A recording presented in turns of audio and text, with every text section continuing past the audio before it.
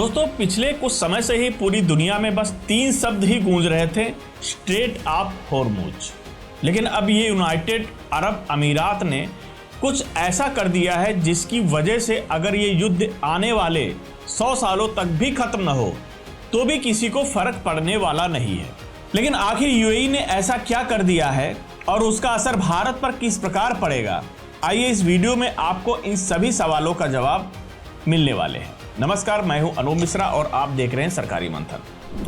दोस्तों 1 मई 2026 की तारीख इतिहास के पन्नों में दर्ज हो रही है क्योंकि इसी दिन से यूएई दुनिया के सबसे शक्तिशाली तेल संगठन ओपेक और ओपेक प्लस से पूरी तरीके से बाहर हो जाएगा।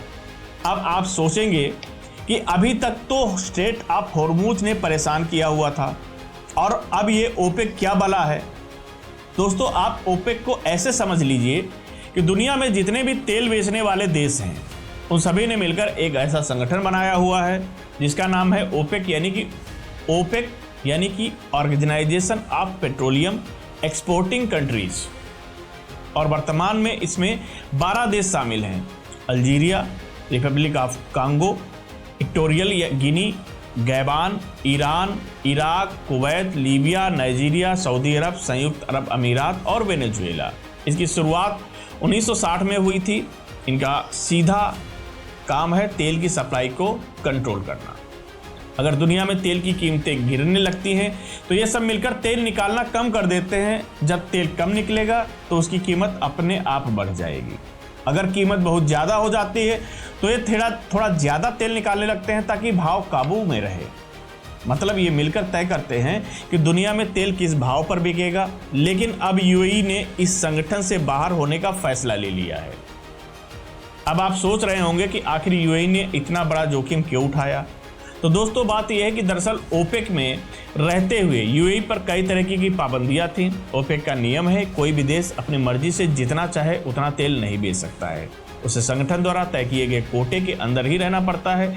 यूएई की तेल निकालने की क्षमता बहुत ज़्यादा है, लेकिन ओपेक के बंधनों की वजह से वो अपनी क्षमता का केवल 60 से 70% ही इस्तेमाल कर पा रहा था। अब जरा सोचिए कि आपके पास सोने की खदान हो लेकिन आपको दिन में सिर्फ 1 मुट्ठी सोना निकालने की इजाज़त दी जाए तो आपको कैसा लगेगा। ठीक यही चीज़ यूएई को भी महसूस हुई। पिछले 2-3 सालों से ओपेक की बंद कमरों वाली बैठकों में जो कुछ हो रहा था वो अब सब आपके सामने आ गया है। खबरों की माने तो यूएई और सऊदी अरब के बीच तीखी बहस हो रही थी। यूएई लगातार अपना कोटा बढ़ाने की मांग कर रहा था, जिसे सऊदी अरब हर बार खारिज कर देता था। एक समय था जब यूएई और सऊदी अरब के रिश्ते बहुत ही गहरे थे, लेकिन अब हालात बदल चुके हैं। यूएई को भी अब महसूस हुआ कि जब ईरान ने उस पर हमले किए, सप्लाई रूट यानी कि होर्मुज स्टेट में संकट आया, तो ओपेक और खाड़ी के अन्य देशों ने उसके साथ वैसा व्यवहार नहीं किया, उसका वैसा साथ भी नहीं दिया जैसा एक परिवार को देना चाहिए था। उसे लगा कि संगठन केवल तेल की राजनीति कर रहा है, उसकी सुरक्षा को लेकर कोई भी गंभीर नहीं है। इसलिए ओपेक से बाहर होने का फैसला यूएई के द्वारा लिया गया। करीब 62 साल के लंबे जुड़ाव के बाद लिया गया फैसला ओपेक की ताकत को कमजोर कर देगा।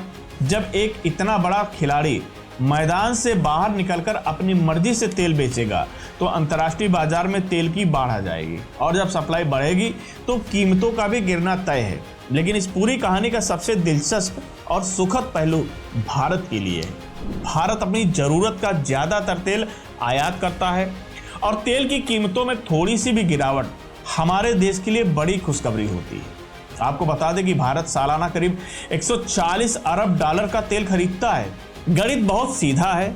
अगर अंतर्राष्ट्रीय बाजार में तेल की कीमत में सिर्फ $1 की कमी आती है तो भारत का आयात बिल करीब 10,000 करोड़ रुपए कम हो जाता है। इसलिए माना जा रहा है कि यूएई के ओपेक से बाहर होने के बाद अगर कीमतें गिरती हैं तो भारत सरकार सालाना 50,000 से 1 लाख करोड़ रुपए तक बचा सकती है। वर्तमान में भारत तेल के लिए रूस और सऊदी अरब पर बहुत ज़्यादा निर्भर है। यूएई से सप्लाई बढ़ने पर भारत के पास विकल्पों की कमी नहीं रहेगी और हम किसी एक देश के दबाव में नहीं आएंगे। यहाँ एक बहुत महत्वपूर्ण बात है जो आपको जाननी चाहिए। अगर अक्सर तेल की सप्लाई में होर्मुज के रास्ते को लेकर डर बना रहता है क्योंकि वहाँ युद्ध या तनाव की स्थिति में सप्लाई रुक सकती है, लेकिन यूएई ने इसका तोड़ पहले से ही निकाल लिया है। यानी कि आप मैप में देख सकते हैं कि यूएई की Abu Dhabi crude oil pipeline रेगिस्तान से होते हुए सीधे फुजैरा बंदरगाह तक जाती है। फुजैरा ओमान की खाड़ी के तट पर है, जहां से सीधा अरब सागर में आप जा सकते हैं। यानी अब तेल के जहाज को खतरनाक होर्मुज रास्ते से गुजरने की जरूरत ही नहीं है। फुजैरा से भारत की पश्चिमी तट की दूरी इतनी कम है कि टैंकर सिर्फ इसे 3 से 4 दिन में भारत पहुंच सकते हैं। ये फैसला केवल तेल के कीमतों के बारे में नहीं है, बल्कि ये दुनिया की नई भू राजनीति की शुरुआत है। यूएई ने दिखा दिया है कि अब वह किसी के साये में नहीं रहेगा और अपने देश के हित के लिए बड़े से बड़ा फैसला लेने से भी पीछे नहीं हटेगा। इस ऐतिहासिक कदम से आने वाले दिनों में पेट्रोल और डीजल के दाम कम हो सकते हैं, जिसका सीधा असर महंगाई पर पड़ेगा।